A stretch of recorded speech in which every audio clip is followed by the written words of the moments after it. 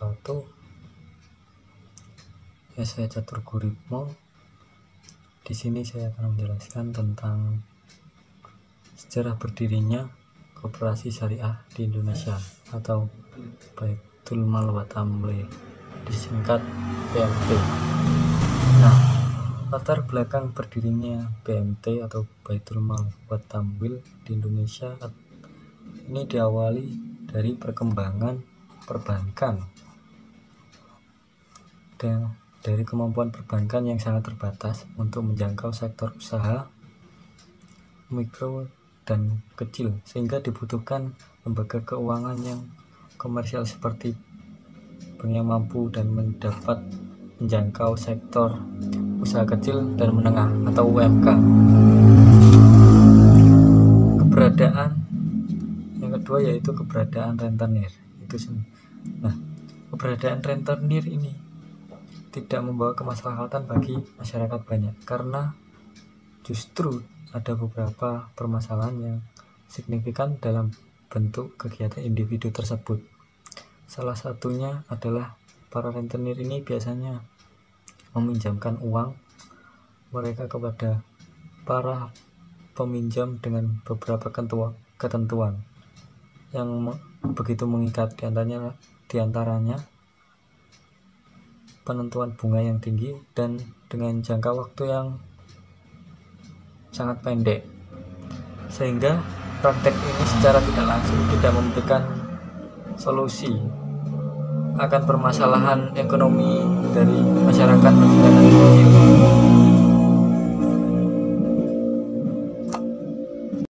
Ya, BMT atau Koperasi Syariah pada umumnya memiliki dua latar belakang pendirian dan kegiatan yang hampir sama kuatnya, yakni sebagai lembaga keuangan mikro dan sebagai lembaga keuangan syariah. Identifikasi ini sudah terlihat pada beberapa perintis BMT atau Koperasi Syariah yang beroperasi pada akhir tahun 1980-an sampai dengan pertengahan tahun 1990. Mereka memang belum diketahui secara luas oleh masyarakat, serta pelayanannya terhadap masyarakat itu sangat amat terbatas.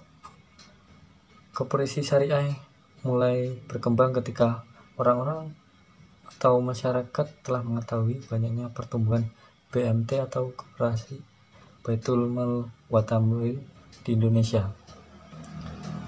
Nah, BMT pertama kali yang dikenal di Indonesia adalah BMT Bina Insan Kamil di Jakarta pada tahun 1992. Para penggiat BMT Bina Insan Kamil ini didukung oleh pihak yang peduli dan membentuk Pusat Pengkajian dan Pengembangan Usaha Kecil atau P3UK pada tahun 1994. Nah, P3UK ini atau Pusat Pengkajian dan Pengembangan Usaha Kecil sempat membina sekitar 100 BMT di daerah Jakarta, Depok, Bekasi, dan Jawa Tengah.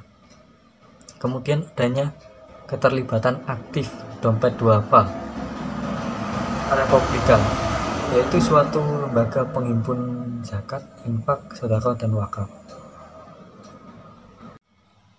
Perkembangan pesatnya yaitu dimulai pada tahun 1995.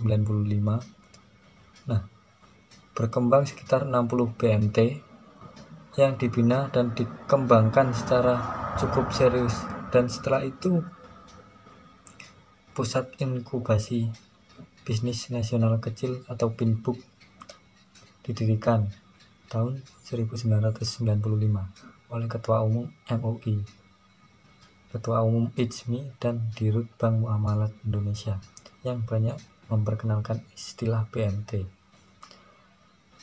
Nah, dari PINBUK ini paling giat mengadakan pelatihan, mendorong pendirian BMT, dan membantu teknis operasional. dan mengadakan banyak forum ilmiah, menerbitkan buku-buku petunjuk, dan mengembangkan jaringan kerjasama. Dan pada akhir 1990-an dan awal tahun 2000 berdiri banyak BMT, ada yang terkait pengkajian, ada yang terkait P3UK dan Pinbook, dan ada juga inisiatif dari penggiat ormas, organisasi masyarakat atau tokoh masyarakat, intelektual dan ulama, dan pengusaha yang peduli, termasuk dari kelompok pengajian atau tarbiyah. Kemudian berdiri berbagai asosiasi PMT daerah, misalnya seperti Asosiasi PMT Surakarta, Asosiasi PMT Klaten, Asosiasi PMT Wonosobo, Asosiasi PMT Jawa Tengah. Perhimpunan PMT Indonesia ini sempat dikenal dengan istilah PMT Center. Nah, didirikan di Jakarta pada tanggal 14 Juni tahun 2005. Dan kemudian berdiri suatu asosiasi Baitul Mal wa Tamwil se-Indonesia atau disingkat sebagai APSINDO, berdiri pada bulan Desember tahun 2005 yang diprakarsai oleh 12 PMT. Nah, dalam pertumbuhan dan penguatan kelembagaan ini para penggiat PMT selalu berupaya mengedepankan berbagai identitas keislaman dalam operasionalnya, termasuk dalam proses dan kinerja sebagai badan usaha yang melaksanakan prinsip-prinsip syariah. Kehadiran PMT telah berhasil memperkuat struktur permodalan usaha mikro kecil melalui pembiayaan yang diberikan. PMT juga bisa menjangkau mereka yang sebagian besarnya tidak terlayani oleh bank, meskipun eksistensi PMT saat ini sudah diakui dan dikenal secara luas. Namun porsinya atas